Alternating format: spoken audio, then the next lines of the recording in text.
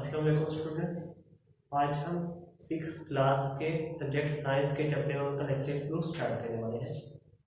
Lecture 1 में हमने cell का इंट्रोडक्शन पढ़ा और हमने माइक्रोस्कोप्स के बारे में पढ़ा। हमने लाइट माइक्रोस्कोप के बारे में पढ़ा और इलेक्ट्रॉन माइक्रोस्कोप के बारे में पढ़ा। अब आज के टॉपिक में हम एनिमल एंड प्लांट सेल्स के बारे में पढ़ेंगे और हम यूनिसेलुलर मल्टी सेलुलर सेल के बारे में पढ़ेंगे और हम एनिमल और प्लांट सेल्स के डिफरेंसेस के बारे में भी पढ़ेंगे। तो सबसे पहले हम शुरू करते हैं animal and plant cells. Animal plant cells are similar in many ways. जो एनिमल्स के यानी जानवरों के और प्लांट्स के यानी पौधों के जो सेल्स हैं वो एक दूसरे से बहुत से मामलों में सिमिलर हैं, यानी उनमें बहुत सी खसूसियात मुश्तरक पाई जाती हैं, बहुत मिलते जुलते हैं। But a few differences are also present, लेकिन उनमें कुछ इख्तिलाफात भी हैं, कुछ फर्क भी हैं दोनों में। There are many parts in a cell. Cell में बहुत से हिस्से मौजूद होते हैं। उन हिस्सों में क्या क्या आता है? Cell wall, cell membrane, cytoplasm, nucleus और सेल ऑर्गेनेल्स। अब हम इन तमाम हिस्सों के बारे में बारी बारी पढ़ते हैं। सबसे पहले है cell wall. The outermost covering of a plant cell is called cell wall. Plant के सेल की यानी पौधे के सेल की जो सबसे बैरूनी जिल्द होती है, सबसे आउटर कवरिंग होती है, उसे सेल वॉल कहते हैं।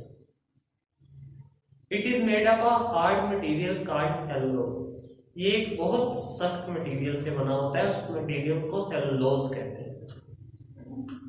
It gives shape and support to plant cell.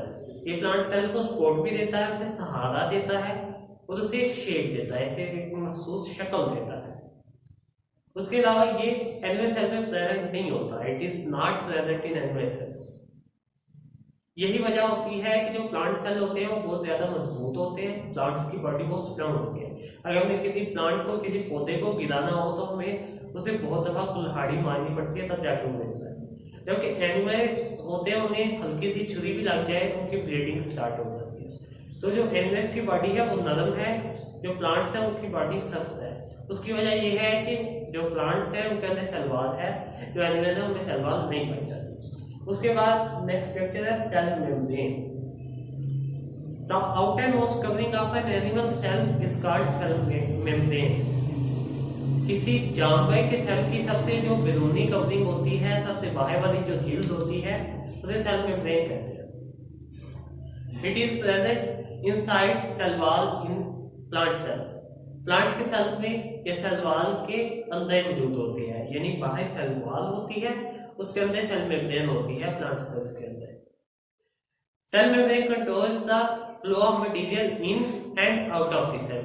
जो सेल मेम्ब्रेन है उसका ये काम है कि वो सेल के अंदर और बाहर आने जाने वाली चीजों को कंट्रोल करती है। बेसिकली वो बॉडीगार्ड का काम अंजाम देती है कि वो बाहर खड़ी होती है सेल के, उसने सराउंड किया होता है पूरे सेल को, और इस सेल के अंदर जो चीज आनी होती है उसे वो देखती है कि ये सेल को चाहिए या नहीं चाहिए। अगर सेल को चाहिए तो उसे सेल के अंदर आने देती है, अगर सेल को नहीं चाहिए या फिर वो सेल के लिए नुकसानदेह है तो उसे सेल के अंदर नहीं आने देती। और सेल के अंदर जो मटेरियल आ गया तो सेल को उन्हीं उनकी जरूरत है अभी, फिर उन्हें बाहर नहीं जाने देगी। अगर किसी चीज की सेल को जरूरत नहीं है तो उन्हें बाहर निकाल देगी। तो ये रोल है सेल मेम्ब्रेन का कि वो चीजों के फ्लो को कंट्रोल करती है। उसके बाद अगली चीज है cytoplasm. Jelly like material present inside cell membrane is called cytoplasm. Cell membrane के अंदर जो जेली की तरह का मटेरियल होता है वो साइटोप्लाज्म कहलाता है। It contains water and many other chemical substances. इसके अंदर एक तो पानी होता है सबसे पहले, उसके अलावा और भी केमिकल सब्सटेंसेस होते हैं, और इसके अंदर बायोमॉलिक्यूल्स होते हैं जैसे कि प्रोटीन, कार्बोहाइड्रेट्स, लिपिड्स वगैरह।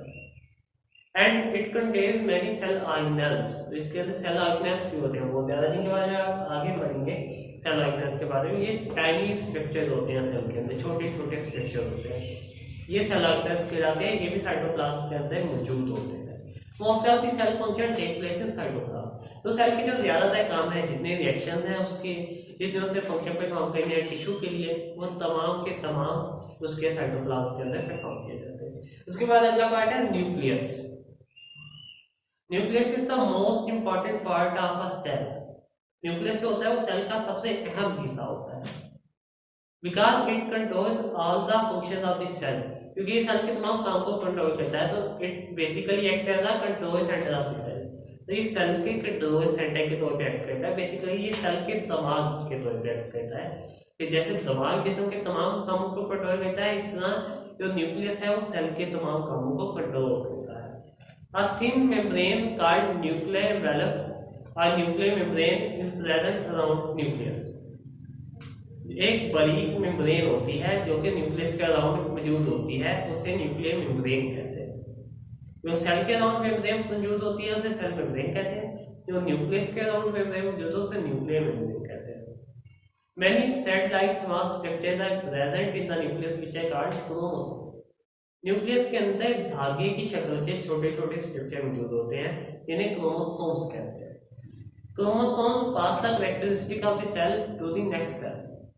जब सेल तकसीम होता है तो जो क्रोमोसोम्स हैं वो एक सेल से दूसरे सेल तक अपनी खसूसियात पहुंचाते हैं, अपनी खसूसियात मुंतकिल करते हैं।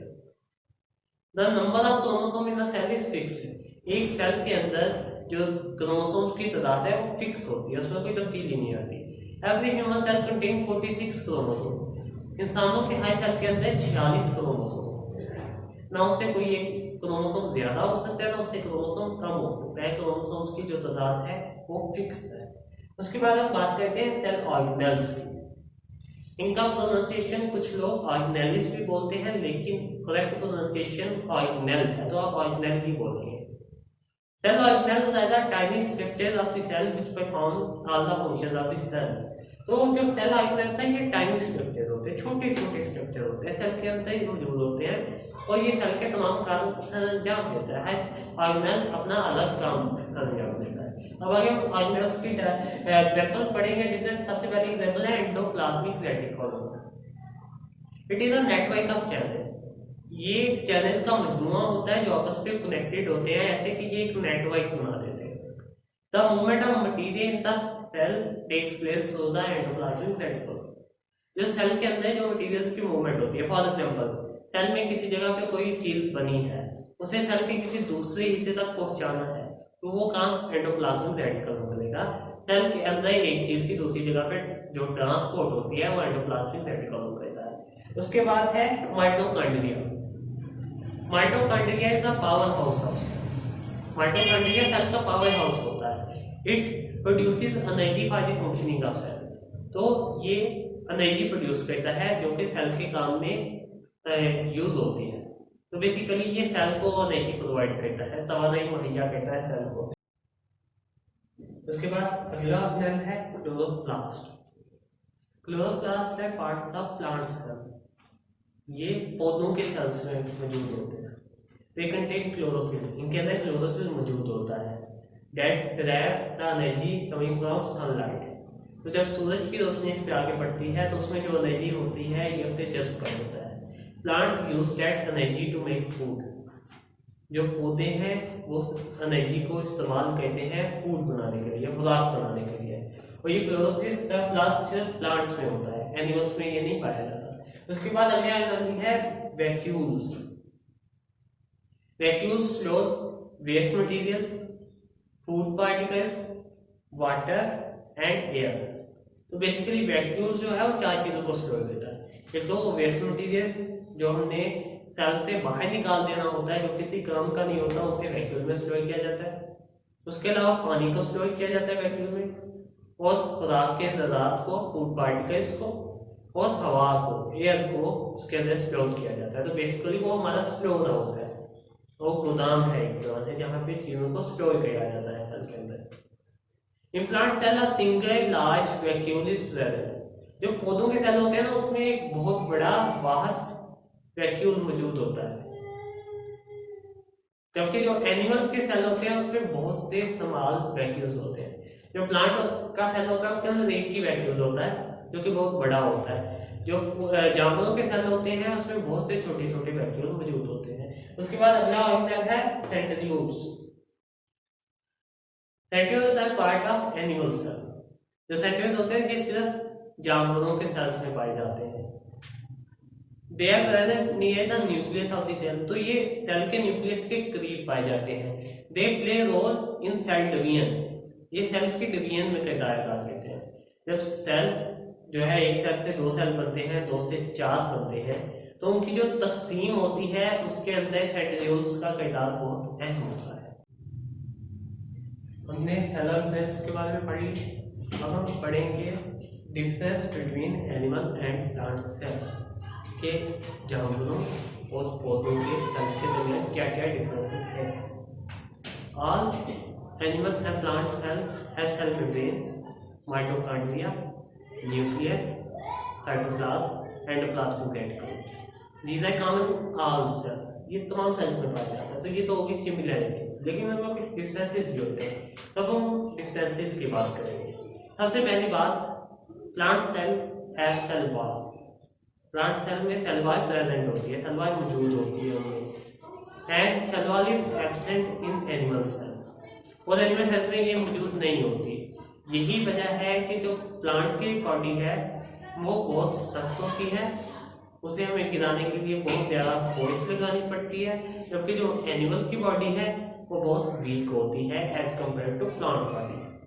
और दूसरा डिफरेंस है, nucleus lies near the side of the cell in plants. जो पौधे होते हैं उनमें न्यूक्लियस साइड पे मौजूद होता है, सेंटर में नहीं होता। आमतौर पर न्यूक्लियस सेल के सेंटर में होता है ना, लेकिन जो प्लांट्स होते हैं उनके सेल में न्यूक्लियस सेंटर में मौजूद नहीं होता। उसकी रीज़न ये है कि उनमें बहुत बड़ा वैक्यूल होता है जो सेंटर में आके सारी जगह घेर लेता है, और उसकी वजह से न्यूक्लियस साइड पे पुश हो जाता है। जबकि जो एनिमल्स के सेल्स हैं उसमें जो न्यूक्लियस होता है वो सेंटर में मौजूद होता है। थर्ड डिफरेंस जो है कि प्लांट सेल्स जो होते हैं they have a large vacuole which is present in the centre of the cell, और ये सिंगल वैक्यूल होता है, सिर्फ एक वैक्यूल होता है। इन्हीं में एक वैक्यूल होता है जो सेंटर में मौजूद होता है सेल के, बहुत बड़ा होता है। जबकि जो एनिमल सेल्स होते हैं they have very small vacuoles which are present in periphery, तो उसमें बहुत से छोटे छोटे वैक्यूल्स होते हैं जो कि साइड्स पे मौजूद होते हैं। उसके बाद नेक्स्ट डिफरेंस है क्लोरोप्लास्ट है प्रेजेंट इन प्लांट सेल। पौधों के सेल्स में क्लोरोप्लास्ट मौजूद होते हैं। उसकी रीजन ये होती है कि क्लोरोप्लास्ट के अंदर क्लोरोफिल होता है जो कि फोटोसिंथेसिस का अंजाम देता है, और उस फोटोसिंथेसिस की वजह से प्लांट सेल में फूड हासिल करते हैं।